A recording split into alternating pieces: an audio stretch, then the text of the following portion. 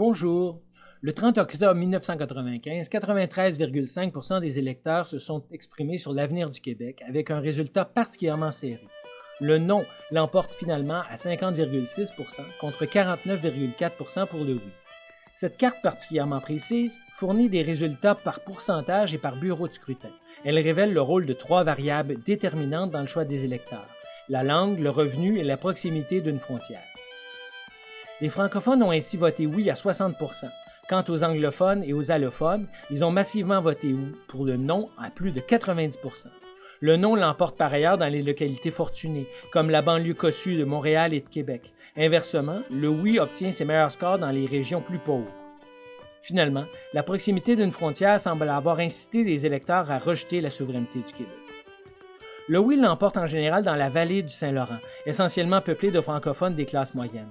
Les zones frontalières, notamment la Beauce, résistent cependant farouchement au courant souverainiste. L'appui au oui est particulièrement fort au nord de Montréal, sauf là où on retrouve une minorité anglophone, à Rawdon, Fiafonter, à Berthier, Shawinigan et Stoneham. Cette minorité a beau à être infime, elle suffit en général à infléchir localement le vote francophone en faveur du non. Dans l'Outaouais, le vote anglophone et celui des fonctionnaires fédéraux ainsi que la proximité d'Ottawa drainent les voix vers l'option du non. Éloignés des frontières, plutôt pauvres et massivement francophones, le Saguenay et la Côte-Nord donnent au oui ses plus fortes majorités, jusqu'à 74%. Davantage anglophone et à proximité du Nouveau-Brunswick, le sud de la Gaspésie donne des majorités au non. L'Abitibi industriel vote plutôt oui, tandis qu'au sud, le Témiscamingue agricole et vote davantage pour le non. Contrairement à l'impression répandue, les électeurs de la région de Québec votent clairement en faveur du oui.